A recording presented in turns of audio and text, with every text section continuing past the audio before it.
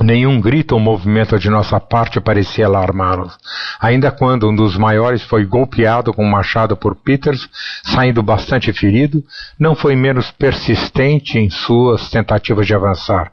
Uma nuvem surgiu à boca da noite, mas seguiu adiante sem descarregar, para nossa extrema desilusão. É de todo impossível conceder o que padecemos de sede nesse período.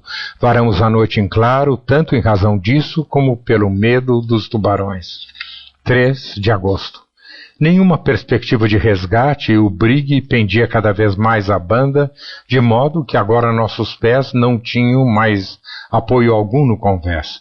Ocupamo-nos em amarrar nosso vinho e carne de tartaruga, de sorte a não os perder no caso de emborcarmos. Arranquei 2 robustas cavilhas dos enfrechates e, com a ajuda do machado, fixei-as ao casco a barlavento a cerca de 2 pés da água, o que não era muito longe da quilha, já que estávamos quase totalmente adernados. A essas cavilhas atamos então nossas provisões, por nos parecerem mais seguras ali que em sua antiga posição sob os cabos. Grande agonia de sede durante o dia inteiro, sem ocasião de nos banhar por conta dos tubarões, que não nos deixaram por um instante. Conciliar o sono, impossível. 4 de agosto. Pouco antes do romper do dia, percebemos que o casco punha a quilha ao ar e ficamos de alerta para não sermos lançados longe pelo movimento. A princípio, a rotação foi lenta e gradual e logramos trepar muito bem a barlavento, tomando a precaução de deixar cordas pendentes das cavilhas que havíamos fincado para a provisão. Mas não calculamos suficientemente a aceleração do impulso, pois dali a pouco o movimento ficou forte demais para que lhe acompanhássemos o ritmo.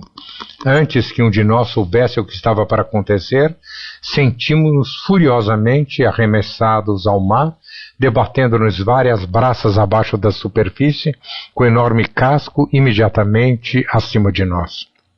Ao mergulhar, fora obrigado a soltar minha corda, sentindo que estava completamente sob o navio, com as forças quase esgotadas.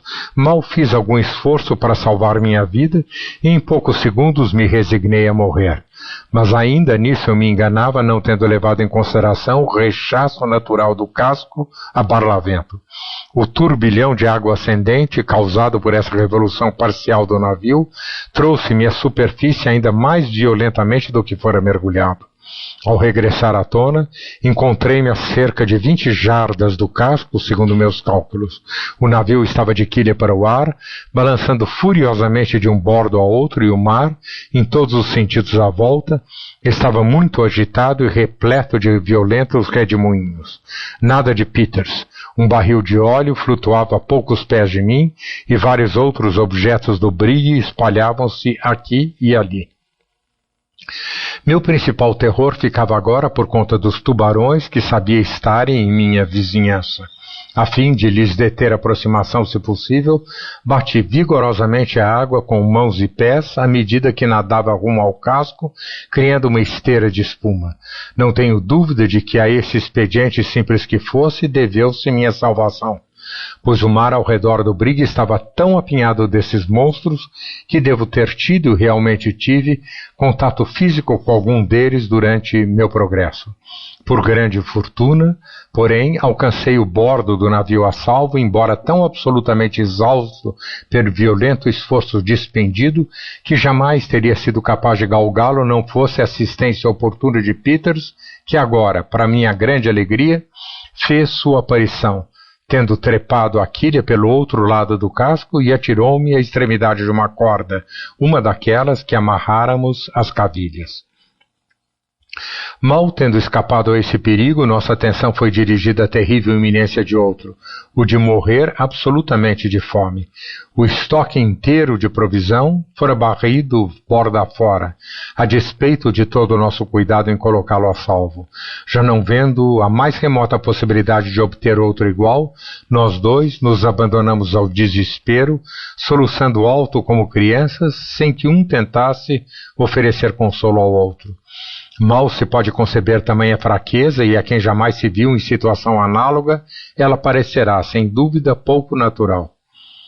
Mas há que lembrar que nosso intelecto estava tão inteiramente desorganizado pela longa série de privações e terrores a que fôramos submetidos, que, naqueles momentos, não podíamos ser considerados legitimamente à luz de seres racionais. Em perigos subsequentes, quase tão graves, se não mais, enfrentei com coragem todos os males de minha situação e Peters, como veremos, demonstrou uma filosofia estoica, quase tão incrível quanto sua apatia e sua imbecilidade pueril nesse momento. A condição mental faz toda a diferença. A viravolta do brigue e mesmo a consequente perda do vinho e da tartaruga não tinham, de fato, tornado a nossa situação mais deplorável que antes, salvo pelo desaparecimento das roupas de cama que até ali nos serviam para captar a água da chuva e do jarro na qual a conservávamos, pois descobrimos toda a carena, a partir de 2 ou 3 pés do cintado até a quilha, e a própria quilha recoberta de uma camada espessa de cracas que se revelaram alimento excelente e altamente nutritivo. Assim, em 2 aspectos importantes, o acidente que tanto havíamos temido revelou-se antes um benefício que um prejuízo. Abriram-nos uma reserva de provisões que, usada com moderação, não teríamos podido esgotar mesmo em 1 mês, e contribuíra grandemente para o nosso conforto no que respeita à posição, nós, agora, estando muito mais à vontade e infinitamente menos expostos que antes. A dificuldade, porém, de como obter água nos cegava a todos os benefícios da mudança da nossa situação. Para que estivéssemos aptos a tirar proveito tanto quanto possível do primeiro aguaceiro que sobreviesse, despimos nossas camisas para usá-las como tínhamos feito com os lençóis, sem esperar, é claro, obter por esse mesmo meio, nessas circunstâncias mais favoráveis, mais que 1/8 de quartilho por vez. Nenhum sinal de nuvem durante o dia e as agonias da sede eram quase intoleráveis. À noite, Peters conciliou cerca de 1 hora de sono agitado. Quanto a mim, os sofrimentos intensos não me permitiam fechar os olhos um instante sequer. 5 de agosto. Hoje uma brisa suave que se ergueu carregou-nos através de uma vasta quantidade de algas, entre as quais tivemos a felicidade de encontrar 11 caranguejos pequenos que nos forneceram várias refeições deliciosas. Como eram bastante tenras suas cascas, nós os comemos inteiros e descobrimos que irritavam nossa sede bem menos que as cracas. Não vendo traços de tubarões entre as algas, também nos aventuramos a um banho e permanecemos na água por 4 ou 5 horas, durante as quais sentimos uma sensível diminuição de nossa sede. Estávamos extremamente revigorados. Passamos uma noite algo mais confortável que a anterior e nós 2 tiramos um pequeno cochilo.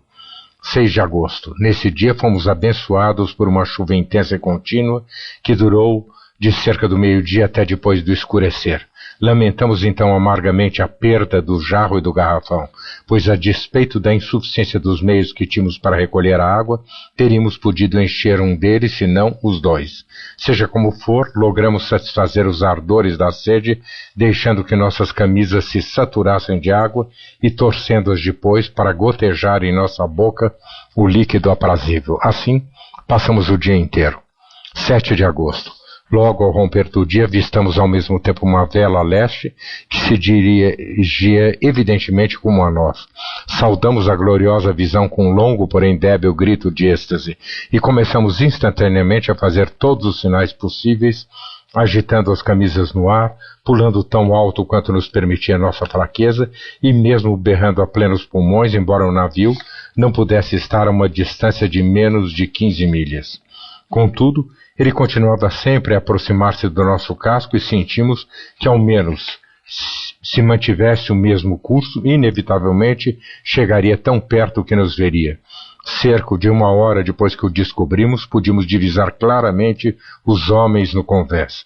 Era uma escuna longa e baixa, com uma gávea bastante inclinada para trás e um círculo negro no velacho, aparentemente dotada de uma vasta tripulação. Ficamos então alarmados, mal imaginando que ela não nos tivesse avistado, e nossa apreensão era de que pretendesse nos deixar perecer como estávamos, um ato de diabólica barbaridade que, por incrível que pareça, é repetidamente perpetrado no mar em circunstâncias bastante análogas e por seres considerados como pertencentes à espécie humana. Nota de rodapé. O caso do Brig Polly de Boston apresenta-se tão naturalmente aqui e seu destino em muitos aspectos é tão notavelmente semelhante ao nosso que não resisto a lhe fazer alusão. Esse navio, um de 130 toneladas de arqueação, zarpou de Boston com uma carga de pranchas de madeira e víveres para Santa Croix em 12 de dezembro de 1811 sob o comando do capitão Casner. Havia 8 almas a bordo além do capitão, o imediato, 4 marujos e o cozinheiro, mais o Sr. Hunt e uma menina negra que lhe pertencia. No dia 15, tendo transporto o baixio de Georges, ele abriu água numa tempestade vinda do sudeste e finalmente emborcou. Mas com os mastros caindo pela borda, ele logo adriçou. Permaneceram nessa situação sem fogo e com muita pouca provisão pelo período de 191 dias, de 15 de dezembro a 20 de junho, quando o capitão Casno e Samuel Barker, os únicos sobreviventes, foram recolhidos pelo Femme de Roux, capitão Featherstones, e em torna viagem para o Rio de Janeiro, quando resgatados estavam a 28 graus de latitude norte e 13 graus de longitude oeste, tendo derivado acima de 2.000 milhas. Em 9 de julho, o Femme cruzou com o brig Doromeu, capitão Parkins, que desembarcou os dois infelizes em Kennebec. A narrativa da qual colhemos esses detalhes termina-se com as seguintes palavras.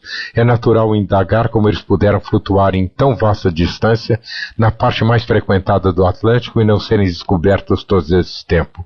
Mais de uma dúzia de navios passaram-lhe ao largo, um dos quais chegou tão perto que puderam ver distintamente pessoas no convés e no Massami olhando para eles. Mas, para a inexprimível desilusão desses infelizes, gelados e mortos de fome, aqueles sufocaram os ditames da compaixão, içaram vela e cruelmente os abandonaram ao destino. Fim da nota de rodapé. Dessa vez, porém, graças a Deus, estamos fadados ao mais feliz dos enganos, pois logo notamos uma súbita comoção no convés do navio estranho, que içou imediatamente um pavilhão britânico e, orçando pelo vento, rumou diretamente para nós. Meia hora depois, encontrávamos na cabine. Essa escuna era a Jenny Guy de Liverpool, sob o capitão Guy, que partira em viagem de caça à foca e comércio nos mares do Sul e no Pacífico.